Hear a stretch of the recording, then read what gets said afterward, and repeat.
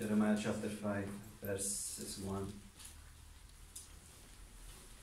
Go up and down the streets of Jerusalem. Look around and consider, search through her squares, if you can find but one person who deals honestly and seeks the truth, and I will forgive this city. Although they say, as surely as the Lord lives, still they are swearing falsely. O Lord, do not your eyes look for truth? You struck them, but they felt no pain. You crushed them, but they refused correction. They made their faces harder than stone and refused to repent. I thought, these are only the poor. They are foolish, for they do not know the way of the Lord, the requirements of their God. So I will go to the leaders and speak to them. Surely they know the way of the Lord, the requirements of their God. But with one accord, they too had broken off the yoke and torn off the bounds. Amen. Dear Lord, we're trying to make step by step through this book a warning and the sounding of alarm book for all of us that almost reflects step by step the reality, the spiritual reality in which we are today. Holy Spirit, please come and make it relevant. And Lord, spare us of the disobedience and the rebellion that the people of Israel have made themselves guilty thousands of years ago. Lord, we don't want that to happen over us. We want to repent from the leaders, from the shepherds, to the last little lamb. In Jesus' name we pray.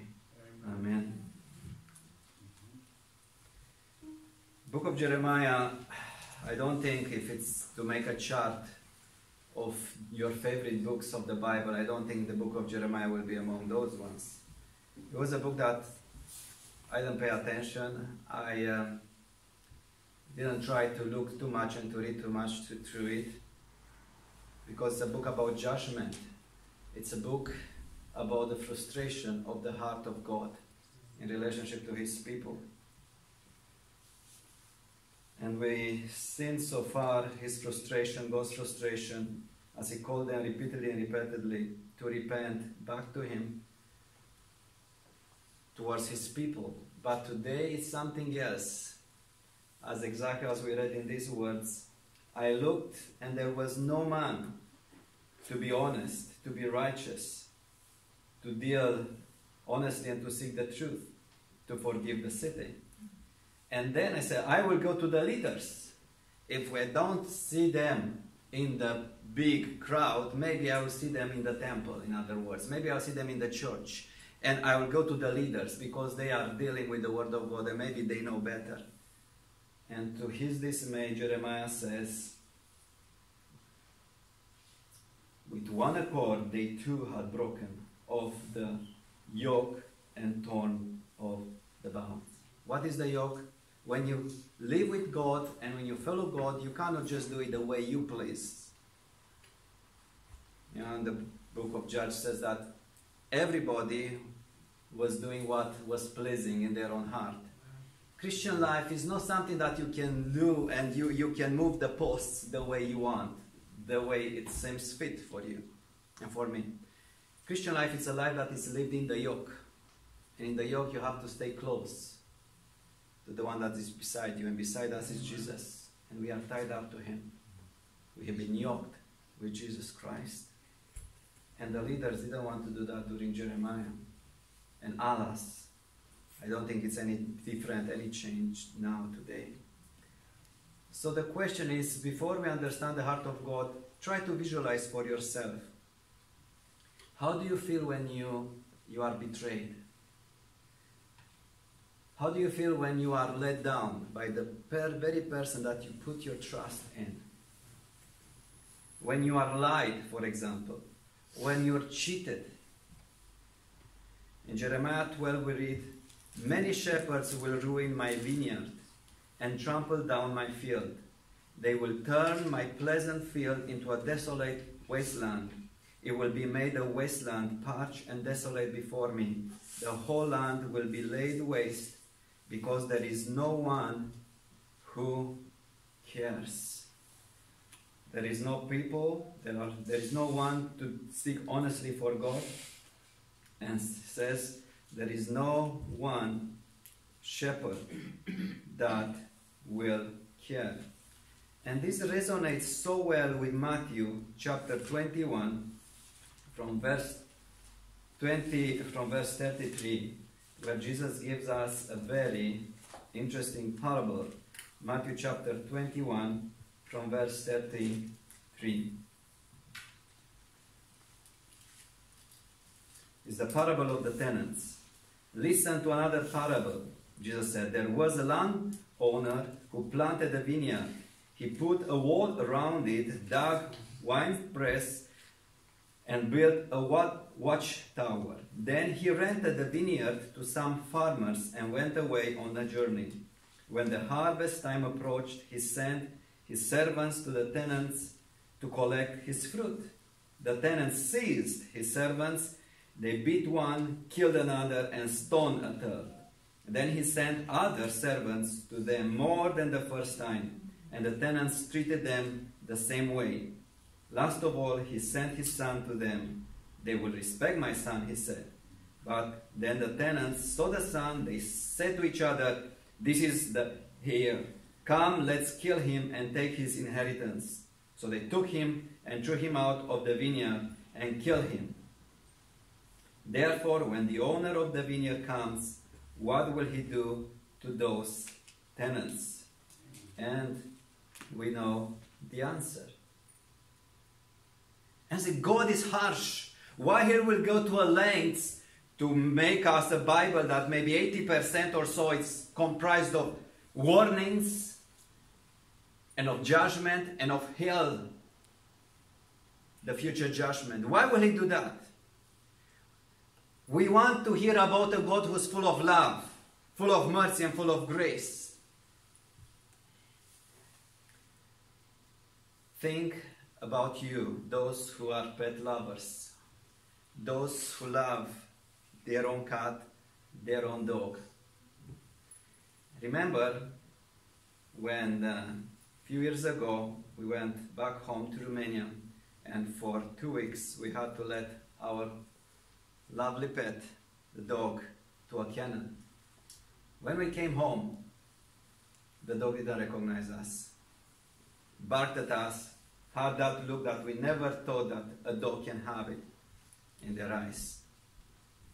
And we said, never ever will let our dog in the kennel. Now, I'm not saying don't do that to those who have dogs with the kennels. It just was that particular one. But I'm just saying, if we care so much for an animal, and if we feel frustration and rage when we see our pet distressed, how much more God doesn't have a right to feel when it's about his own flock, his own people. Here in Jeremiah says, my own flock. Then he uses the illustration of a vineyard, because there were people that were farmers there, and God had to speak on their own language. You do not dare to entrust your house, to entrust your farm with somebody that will not take care, will not look after it. And exactly that's what God says. I entrusted my flock to the spiritual shepherds. And we'll see how actually they treated the flock, the property, the very property of God. We'll never understand the heart of God and the ways of God, the dealings of God, as long as we make life all about ourselves. We don't understand the message of the Bible and the call and the need to repentance and the holiness, the need to obedience, until we make the Bible about ourselves and not about God's honor and glory. And that's what we've done. The leaders, I'm speaking first about them because the guilt lays with us, with the spiritual shepherds. We made the Bible about ourselves. And we ignore those passages. We ignore those portions in the Bible that deal with the holiness of God, with how God sees things from His own perspective. We ignored the law of God and we came with our own law. If your house is burgled, will you tolerate it? If as I said, if your pets are mistreated, your plants are not watered, and so on, would you feel alright about it? Will you just stay and watch like nothing happened? We see and experience lots of righteous and justified anger when it's about our own stuff. So why we will deny to God to feel the same when it's about His own stuff, His own flock, His own vineyard? In James 3:1 we read, we who teach, the pastors, the teachers, the elders, will be judged more strictly. So how can I stand before you knowing that one day I'll stand before God? For every single minute and every single sermon and every single teaching that my mouth has uttered to you. Because I will be judged stricter than any of you who are listening to this message. In Hebrews 13 says, we'll have to give an account. In 2 Peter we read, the judgment is to start from the house of God. And if the righteous barely escapes, what will be of the ones that are not seeking God? God is coming after His leaders. Not because He longs to thunder, but because He cares for His flock. What is His? Repeatedly it's been said about Jesus that He had compassion because He saw Israel as a flock without a shepherd. There were plenty of shepherds during Jesus' time. Scribes, priests, but they abused the flock. Exactly like the hired hand, they were only after the payment. And alas, many ministers today are after only the payment. So what was the sin? What are the marks of the false leaders so that we can distinguish and we'll understand the heart of God? First, they didn't teach the fear of God. A false teacher, that's how we know a false teacher. He will not teach the fear of God. And remember in our vision for Bethany, said our vision is that Bethany will be first of all what? A God-fearing people. Amen. A God-fearing people. This stays with us because the fear of the Lord is the beginning of wisdom. Amen. But that was the problem with the people, with the shepherds during Israel. They don't teach the fear of the Lord. In Jeremiah 5:24, it says,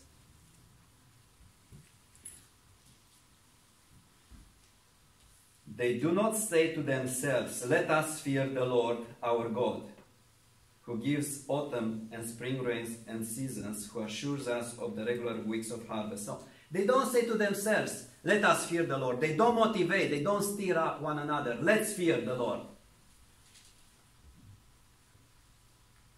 In Jeremiah 29, God comes to Jeremiah and says, they preach rebellion. So what does it mean that the shepherds of Israel, they preach rebellion? It's simple. Instead of them saying, listen to the warning that the Lord gives to you, listen to the call of obedience, to the call of repentance that God is giving to you, they were coming, because Jeremiah was coming saying, if you don't repent, the Babylonians will come and will take you away from here. You will be for 70 years in captivity. This land and this city will be destroyed. And that was a message of judgment unless they repented. And as I said, for over 40 years, Jeremiah preached the same message. Repent, repent, otherwise the judgment is going to come upon you. Jonah, he went in Nineveh and he preached the same message. 40 more days and Nineveh will be destroyed. Jeremiah preached the same way. 40 more years and Jerusalem will be destroyed. Unlike the Nineveh people, the Jerusalem leaders, they scoffed Jeremiah and said, no, this is not from the Lord. The Lord is a Lord full of grace and mercy. And He tells us, peace, peace, peace. This city will not be destroyed. Jeremiah, it's only a conspirationist. He comes with a theory of conspiracy and is trying to scare you, to bring fear into your heart. And when the Lord heard this, and at one point Jeremiah broke a yoke, and he said, that's how you will be taken in captivity if you don't repent. And another priest came, and he broke the neck of Jeremiah and said, the Lord will break this yoke. This is not going to happen. There will be peace over this land. Just stay quiet and enjoy your lives. God's condemnation is not upon you. God's judgment is not upon you. He only has grace and mercy and love for us. And then the Lord gave a word to Jeremiah and said, because you've broken this yoke of wood, God will put upon your necks a yoke of iron. And in less than a month, the very priest, the very prophet who prophesied against the message of Jeremiah died. In other words, exactly this happens today. If somebody comes and preaches the message of judgment, unless we repent, it's counted that it's not from the Lord, and the churches are empty. That preacher is not popular, and a prophet is never popular, only after they are dead. Jesus said, "O Jerusalem, Jerusalem, who you who killed the prophets?" And they killed even Jesus. Why? Because the message of judgment is not welcomed and will never be. It wasn't during Jeremiah, it's not today, and will never be if we still live through this. And whenever somebody is preaching peace, peace, grace, grace, mercy, mercy, love, love, and ignores the message of repentance, God is saying they are preaching rebellion because they are standing against my message. So what does it mean to preach the fear of the Lord? It means to preach the nature of God. He's holy. God is holy. When he says God is love, it only says once, God is love. When he says God is holy, it's emphasized 3 times. God is holy, holy, holy. A teacher that doesn't promote and highlight the holiness of God, that the same God of love is also God that is a consuming fire, is not from God. Moses, Isaiah, Ezekiel, Jeremiah, Daniel, Elijah, they were all impressed with a sense of God's holiness, and that's why God could use them. In 1 Timothy 6:3 we read it, if anyone teaches a different doctrine and does not agree with the sound words of our Lord Jesus Christ and the teaching that accords with godliness, check every sermon on YouTube, because we have more opportunities now to listen to lots of preachers. But alas, it's a very small percentage, maybe only 5th, from anything that is on YouTube that they preach the message from the Lord. And you can check with this. Is their teaching according with godliness? Does their teaching lead you to godliness? Does this teaching lead you to fear God? To consider the holiness of God? Or makes you feel relaxed? Peace, peace, peace. All is well. No condemnation. Paul says, if somebody doesn't teach the teaching that accords with godliness, they are conceited and understand nothing. They may have their PhDs. They might have renowned names and lots of books. But if they don't teach godliness through their teaching, they understand nothing from all the Bible. You go in a church today, and what is the first feeling that grips you? Theater? Like you're in a theater? Like you're in a show? Like you're in a club? Like you're in a gathering, like a pop and rock concert? Many churches, especially the mega churches, that's the feel they give us. You don't feel that you're on a holy ground. You don't feel that you need to have reverence upon the very God that you come to worship. People come to church today to feel good, not to worship and to revere God. Not to teach the fear of the Lord is to preach rebellion against the Lord. That's what it says to Jeremiah. In Jeremiah 5:23 we read, but these people have stubborn and rebellious hearts. They have turned aside and gone away. They do not say to themselves, let us fear the Lord, who gives us all the blessing and the seasons. God was very angry with Moses, and he didn't get into Canaan. I was thinking, why? And it was hard for me to understand why Moses didn't manage to get into Canaan. Why was God so harsh with him? And you know what God says to him? Because you did not trust in me enough to honor me as holy in the sight of the Israelites, you will not bring this community into the land I have given them. And I trembled when I read that. Any pastor, any shepherd, any minister that doesn't honor God as holy in the sight of his congregation, it's under judgment of God. What did Moses do? Moses says, who am I? Am I God to give you water from the rock? And he put associated the name of God with his own anger. Instead of revering God in front of the congregation. He didn't make them fear God. And that's a problem. Any minister, every pastor that doesn't bring a sense of the holiness of God in front of the people doesn't present God as holy. And that will cost. That will cost us. We go to preach a wishy-washy gospel, a low spiritual standards in our churches, in our spiritual lives, easygoing discipleship we have, and there is no fighting for the good fight. There is no fighting. We just see things happening around us, and unlike David, who saw that the name of his God was mocked and blasphemed by Goliath, we just got desensitized. It's not a big bother for us. Oh, they don't know any better. Let them blaspheme. We see how with their laws they turn against the righteousness of God, the holiness of God, and we don't dare to take a stand. We just allow things to happen. We become numb. And God is angry with the leaders who don't want to take a stand. Speaking with Nigel, he said, are you willing to put your name down as a pastor, as a leader, to stand in and for your signature when it's needed, for keeping the laws of God still in place in this land? I said yes. Because so many others are not doing it, are afraid. They're just happy to live a contented and peaceful life. Jeremiah 6:13 says, from the least to the greatest, they are all greedy for gain. Prophets and priests alike, all practice deceit. They dress the wound of my people as though it were not serious. Peace, peace, they say, when there is no peace. Are they ashamed of their detestable conduct? No, they have no shame at all. They don't even know how to blush. And that's the worst of the worst. You ignore the message of holiness, the message of fear of God, and you don't even blush as a preacher. You're just happy that you've done your number and you got your paycheck. Idolatry was right in the temple.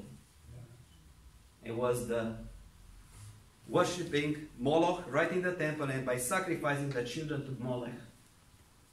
Something similar with abortions today. In other words, priests, pastors who don't say anything abortion. They just allow political correctness just to go to sweep through the land. And they don't stand for the honor of God who gives life. And it's to be protected this life.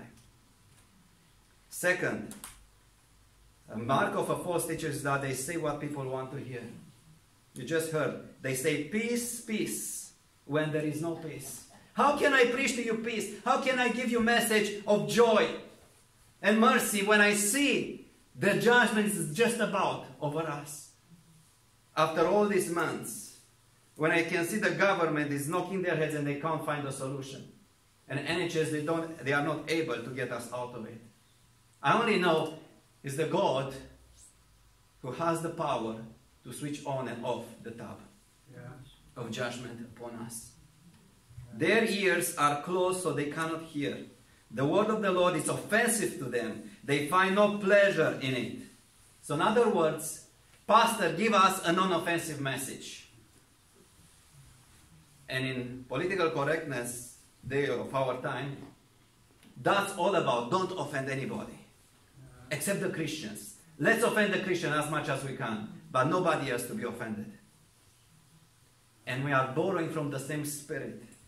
In 2 Timothy 4, Paul says to Timothy, in the last day there will be perilous times. And what are these perilous times all about? People will give and will ask for teachers for their own pleasures.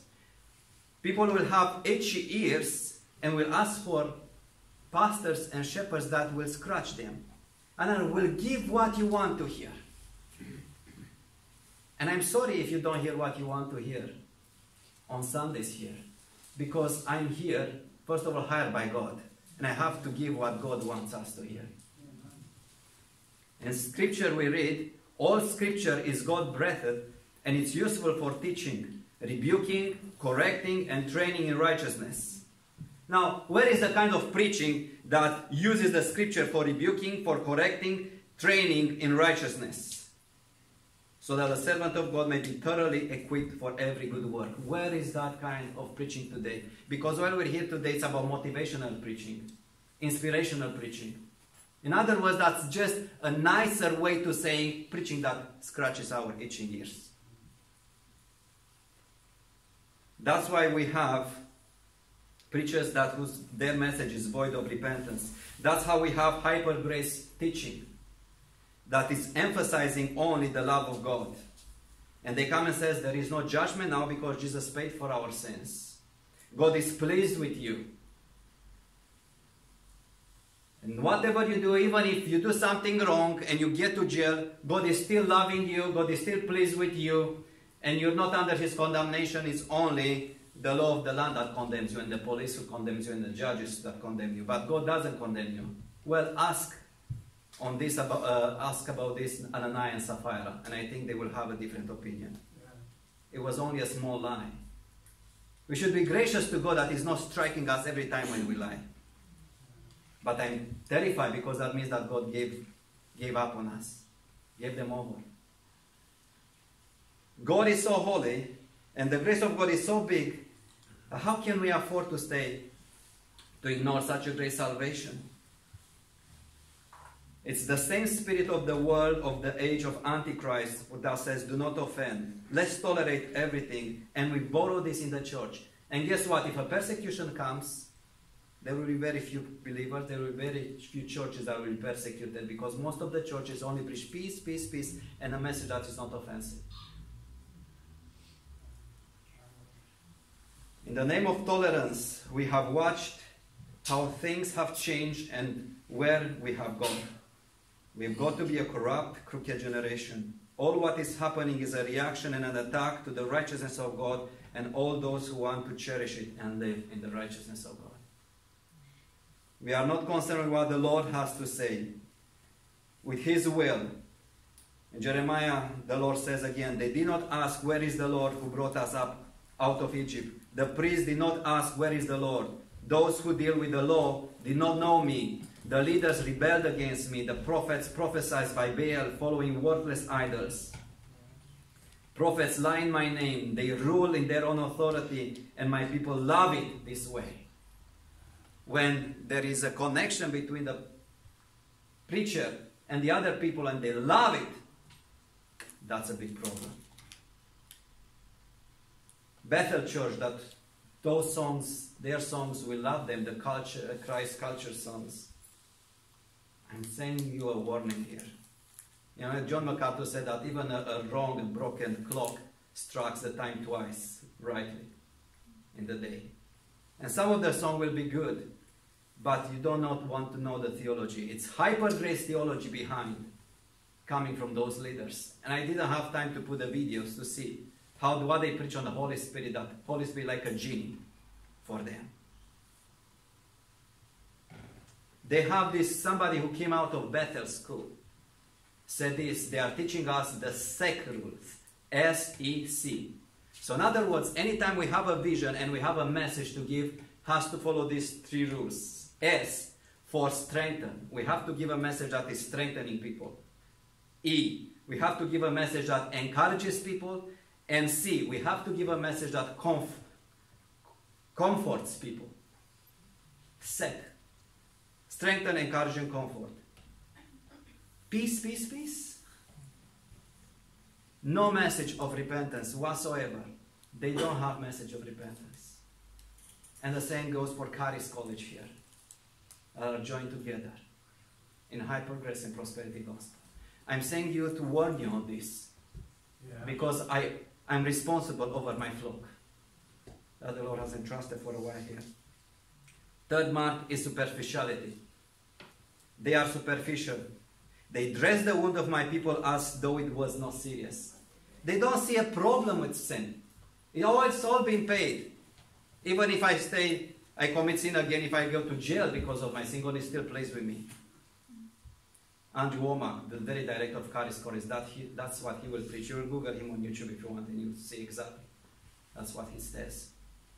I can commit adultery and God will still forgive me because the sins have been paid in advance already at the cross. They don't see the seriousness of sin and they fail to see the danger. In Ezekiel 3:16 we read, the watchmen don't blow the trumpet. In Jeremiah we read again, to whom can I speak and give warning? Who will listen to me? Their ears are closed so they cannot hear. The word of the Lord is offensive to them. They find no pleasure in it. The shepherds are senseless and do not inquire of the Lord, so they do not prosper, and all their flock is scattered. Woe to the shepherds who are destroying and scattering the sheep of my pastures, declares the Lord. Therefore, this is what the Lord, the God of Israel, says to the shepherds who tend my people.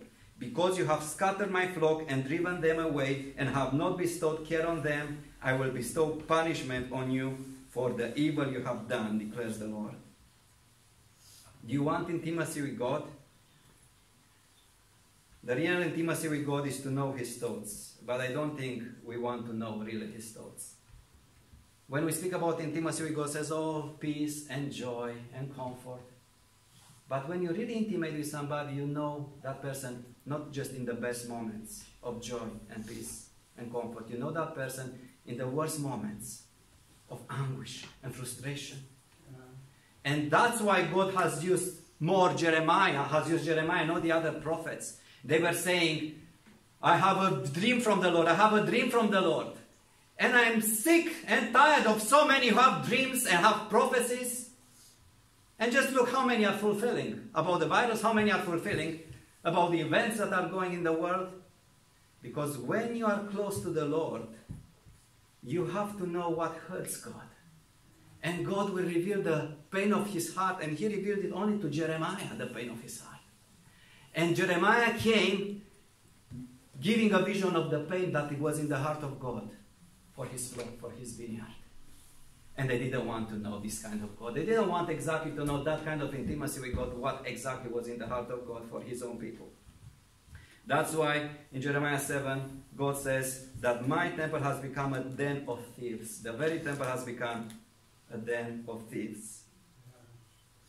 A true prophet is one who turns the people away from evil. And the last thing is that a false prophet is one who pretends to be spiritual. He has an obsession, as I said, with the spiritual.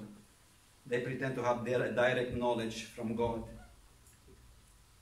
They came with false visions and false divinations. But in Jeremiah says, but I said, Allah, sovereign Lord, the prophets keep telling them, you will not see the sword or suffer famine. Indeed, I will give you lasting peace in this place. Then the Lord said to me, the prophets are prophesying lies in my name. I have not sent them or appointed them or spoken to them. They are prophesying to you false visions, divinations, idolatries, and the delusions of their own minds. Therefore, this is what the Lord says about the prophets who are prophesying in my name. I did not send them. Yet they are saying, no sword or famine will touch this land. Those prophets will perish by sword and famine. And further on, I have heard that the prophets say, who prophesy lies in my name, they say, I had a dream, I had a dream. They like to pose and they major on the supernatural gifts of the Holy Spirit. Be aware of them. Not that the spiritual gifts are not operating still, they are. But where you see overemphasize on this at the expense of mentioning the repentance, watch out, because you can be led astray. Sorry, I think it's another one I wasn't. They are greedy for gain, but I'm not going to that anymore. All I'm coming to say is this.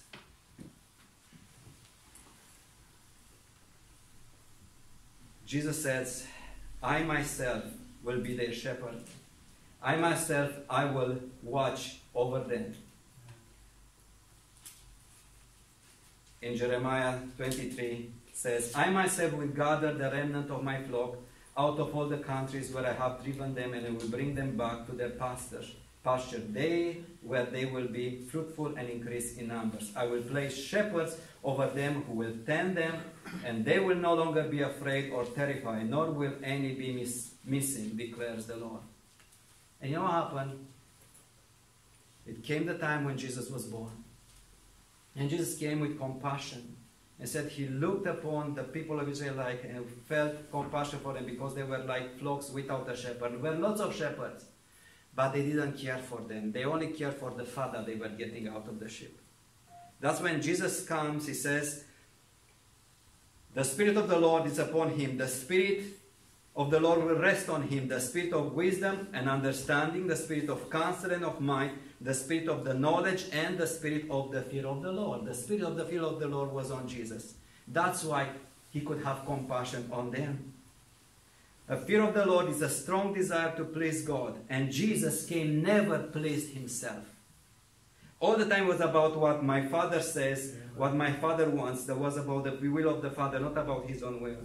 He wasn't at all greedy. He wasn't at all selfish like the other prophets and shepherds. He humbled himself even to the point of laying down his life for the sheep.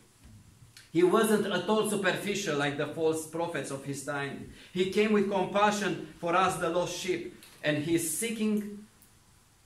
the seeking shepherd who doesn't give up in searching. He leaves the 99 and he goes for the one single that is lost. He stood in for us in the face of danger to save us and to keep us from dying.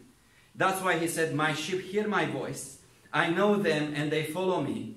They don't follow a stranger. They will run away because they don't recognize his voice. And Jesus is still calling us through his death on the cross and says, see why I died. I died to spare you from this very judgment. The very judgment that was meant to fall upon us has fell upon him, the shepherd, and by his wounds we are healed. And now Jesus, as the good shepherd, says, don't go back to what has struck me on your behalf. You don't want to know that judgment falling on you. Come to me, all who are weary and laden, and I will give you rest. Trust in me. And we are called, and I'm called to point you to the good shepherd who gives his life for us. If you want grace and mercy, it's be found only in Jesus. But he's asking you, stay in the yoke with me. To the woman that was caught in adultery, he didn't just give her a message of peace, peace, peace. After he said, I don't condemn you, he says, go and sin no more. Amen. So if you want to know the grace of God, stay in the grace of God. Don't run away from the grace of God. And the grace of God, who paid for your sin, will give you strength to lead you out of your sin. In Revelation 7 with 17, such a beautiful word about Jesus. The Bible calls him the great shepherd of the sheep. In Revelation 7:17, we read these words. For the Lamb at the center of the throne will be their shepherd. He will lead them to springs of living water, and God will wipe away every tear from their eyes. Now that's a shepherd that we can trust. He's been my shepherd for all this over 30 years since I given my life to him. It wasn't the easiest life, but was the most fulfilled life. Because I can trust him, and you as well, you can witness more years than me. We can trust him to the valley of the shadow of death. And may we know him leading us from victory unto victory, and protect us from the wolves and from the wolves in sheep clothing. May God's grace be upon all of us. Let's close with this song from Graham Kendrick as we come to an end. And that's our prayers as we close tonight.